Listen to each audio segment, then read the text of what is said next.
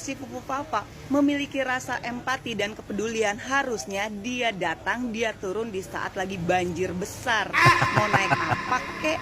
Tenggelam dong. Ini udah pikir, makanya kamu gagal jadi caleg itu karena bodoh. Makanya bodoh itu jangan. Apa judulnya? Jadi judul video ini Indonesia bisa makin bobrok. Wah, Salah dengan gaya serba gerusa-gerusu dan gedebak-gedebuknya, dan maaf sambil nampak ngos-ngosan, saya khawatir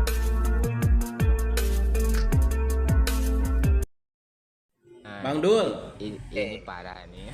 kata-kata dong hari ini. Ubur-ubur ikan lele. Cakep. Langsung kerja le. Cakep. Coba spill dikit dong kerjanya, coba pengen tahu.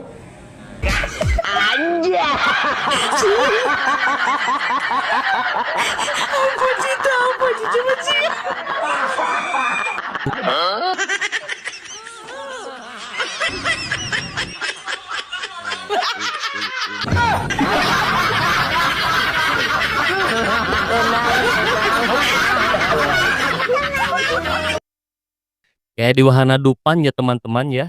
Air pun cuma sebetis kok. Kesannya ini lebay banget pakai perahu karet.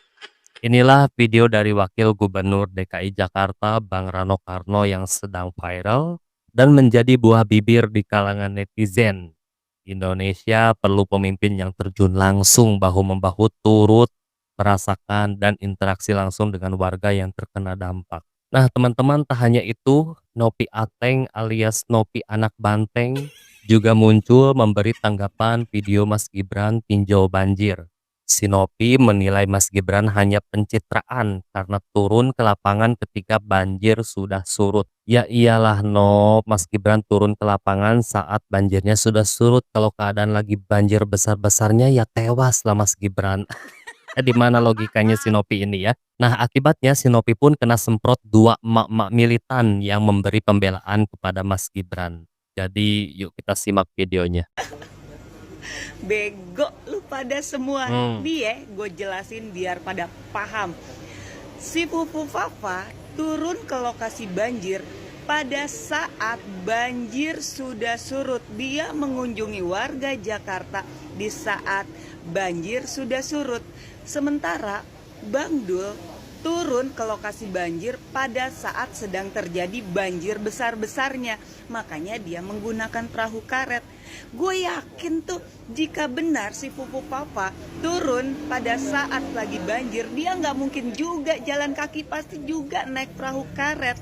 Sementara kenapa Mas Pram menggunakan helikopter? Nah, disinilah rakyat harus cerdas, khususnya warga Jakarta. Ini adalah sebagai bentuk kerjasama yang solid antara Mas Pram, Bang Dul. Mas Pram sebagai gubernur, karena dia hanya manusia biasa, bukan Naruto yang memiliki jurus 1000 bayangan, bisa mengecek kondisi Jakarta dalam waktu yang bersamaan, dalam waktu sesingkat mungkin. Makanya dia meninjau situasi dan kondisi kota Jakarta dengan menggunakan helikopter. Mana wilayah-wilayah yang sangat rawan terdampak banjir. Dari situlah dia langsung memerintahkan, ketika di atas helikopter, dia memerintahkan Bang Dul untuk turun. Ini loh titik-titik yang harus lu turunin, yang harus lu datengin Dul. Ini titik-titiknya, makanya Bang Dul bisa datang di saat banjir terjadi. Balik lagi sebenarnya yang melakukan pencitraan siapa? Kalau emang si Pupu Papa memiliki rasa empati dan kepedulian, harusnya dia datang, dia turun di saat lagi banjir besar. Mau naik apa kek? Tenggelam dong. Ini udah banjir surut. Pantesan, Di mana logikanya si Nopi ini? Ada emak-emak yang komplain, yang bilang males-males adum. Nah, buat buzzer-buzzer bego, makanya jangan cuman modal bacot, pakai otak lu. Bisa gue counter juga kan? Makanya ya, otak itu di kepala, bukan digorong-gorong, oke?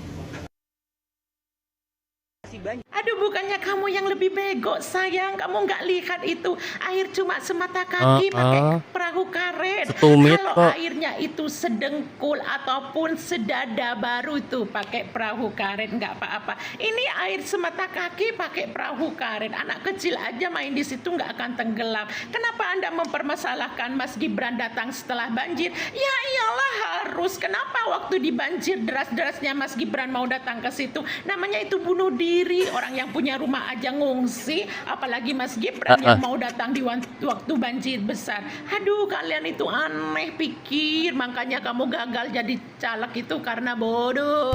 Makanya bodoh itu jangan pelihara, dari masyarakat tuh nggak akan menerima orang yang bodoh. Apa kabar nanti kalau dipimpin Bodoh oleh katanya, guys. kamu yang bodoh seperti itu? Aduh, sok-sok pinter tapi kamu ya hampir. Buat kau, ya, kau apa nggak nampak? Inilah kalau orang udah benci Kasih ya paham, sama Bu. seseorang itu, ya kan? Mata hatinya tertutup, mata dia pun tertutup. Dia bilang, ya, wakil gubernur DKI Jakarta kemarin waktu mengunjungi warga Jakarta yang kebanjiran, itu pas lagi banjir besar-besarnya, makanya wakil gubernur naik perahu karet yang ditarik sama beberapa orang. Kalau seandainya ya banjirnya tadi segini, banjir besar-besaran, ya kan, segini, anggota segini lah, ya kan, itu kok Sepinggang. banjir besar-besaran dia naik perahu karet, ditarik nggak apa-apa. Ini kok bilang banjir sebesar-besarnya, nggak sampai sedengkul. Dari mana sebesar-besarnya? Orang kepayahan menarik dia, saking beratnya. Punya logika si Novi. Kau bilang itu banjir besar-besarnya, makanya dia menggunakan perahu karet. Di mana kalau letak mata kau?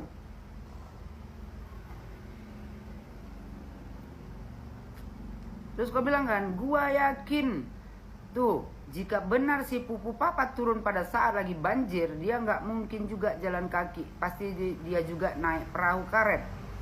Kalau emang si Pupu Papa memiliki rasa empati dan kepedulian, dia harusnya ya dia turun saat lagi banjir besar. Kalau seandainya ya Wakil Presiden Gibran Raka Buming Raka, ya kan, turun sama seperti Sidul turunnya, air nggak sampai sedengkul, gua juga yakin Wakil Presiden Gibran Raka Buming Raka tidak akan mau ditarik pakai perahu karet. Dia pasti berjalan kaki karena air nggak sampai sedengkul. Kecuali air segini ataupun segini, ya kan? Itu pastilah mau nggak mau Wakil Presiden kalau mengunjungi ya orang yang ditimpa musibah pastilah naik perahu karet. Tapi kalau nggak sampai sedengkul, gua yakin 1000% Wakil Presiden akan berjalan kaki. Kau aja yang terlalu membanggakan wakil gubernur yang udah jelas-jelas nampak nyata air tak sampai sedengkul, dia ditarik sama perahu karet. Itu pula yang mau kau bela. Marahin, Bu. Sedangkan presiden ya Pak Prabowo juga turun loh. negara Republik Indonesia ini, air itu sama dengan Sidul, ya, lebih naik ke atas lagi sedikit, hampir sedengkul tuh air dilalui sama Presiden Republik Indonesia Prabowo Subianto dengan berjalan kaki. Jadi ya kau nggak usah bicarakan masalah ya kan empati dan kepedulian. Kalau presiden dan wakil presiden di negara Republik Indonesia ini tidak punya empati ya dan tidak memiliki kepedulian, mereka tidak akan terjun langsung ke masyarakat yang Tuh dengerin Mbak Novi ya, logikanya dipakai itu loh. Banjirnya itu hanya setumit ya, pakai perahu. Dan dia bilang katanya Mas Gibran di situ turun ke lapangan ketika banjir sudah surut. Beda dengan Bang Dul dan Mas Pram yang turun ke lapangan dalam keadaan banjir sedang besar-besarnya. Emang rakyat bisa dibohongin? Kan di videonya jelas ya itu. Cuma selutut kok itu ya. Bukan selutut, setumit itu. Tetapi ya namanya juga orang nggak suka, orang benci ya kinerja wakil presiden pun dikurangi nilainya ya. diminus-minusin ya, digiring opini agar rakyat tuh tidak suka gitu kan. Nopi, Nopi. Ini orang ini kalau udah komentar ya udah jelekin Pak Jokowi, udah jelekin Mas Gibran itu petatang, petenteng, songongnya minta ampun nih Mbak Nopi satu ini nih. Ateng satu ini nih ya, anak banteng. Nah, tanya itu teman-teman, kita juga punya sebuah video dari Bang Jemi Swillow yang menanggapi video dari Simbah Amin Rais ya, yang lagi-lagi merepet-merepet tidak terima karena Prabowo dan Jokowi semakin mesra. Semoga Mbak Amin tidak jantungan ya lama-lama ya. Yuk kita simak videonya. Assalamualaikum warahmatullahi wabarakatuh. Waalaikumsalam. Waalaikumsalam warahmatullahi wabarakatuh. Mbak Sungkuni lagi.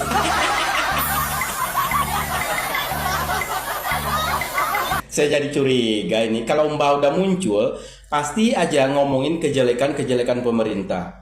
Nggak ada aja baiknya sama sekali di mata Mbak pemerintahan ini, ya kan? Minus terus. Ya, Tapi ujung-ujungnya pasti nyalahin Pak Jokowi. jelas. Udah kebaca, Mbak. Tapi Mbak, sebelum kita masuk ke pembahasan, tolong kasih judul dulu videonya. Apa judulnya? Jadi judul video ini, Indonesia bisa makin bobrok. Wah, serem banget Loh, judulnya. bisa semakin bobrok. Indonesia bisa makin bobrok. Kayak pemikiran Mbak aja Kayak mulutnya bobroknya. Mbak Amin. Bobrok. Ya udah lanjut. Tadi Mbak ngomong Indonesia ini bisa makin bobrok. Oh, Coba bahas sedikit. Apa aja yang mendasari Indonesia ini makin bobrok di mata Mbak? Apa? Coba. Jadi rezim Prabowo ternyata merupakan kelanjutan atau kontinuasi belaka dari rezim bobrok Jokowi. Salah-salah dengan gaya serba gerusa-gerusu dan gedebak-gedebuknya, dan maaf sambil nampak ngos-ngosan, saya khawatir masa depan Indonesia Amin tuh ngomongnya di bawah udah Prabowo ngos-ngosan. Subianto bisa lebih terpuruk lagi. Jadi ini bisa, belum tentu. Ya.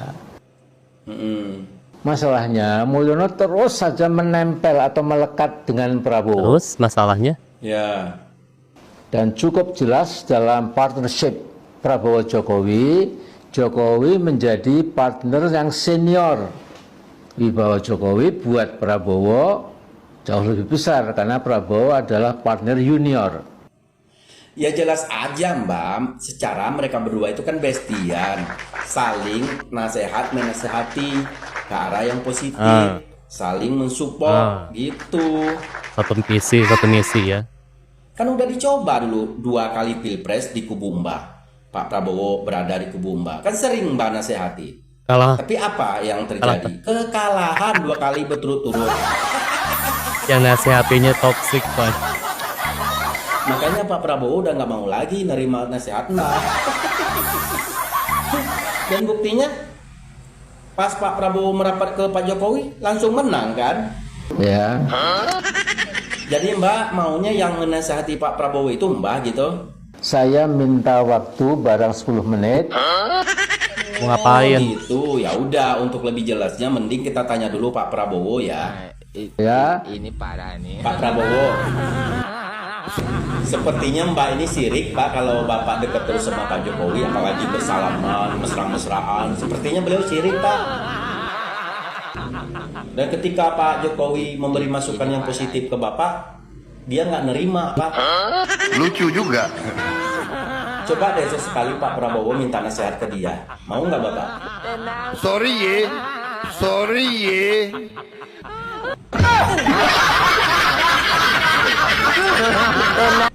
Sorry kata beliau Mbak.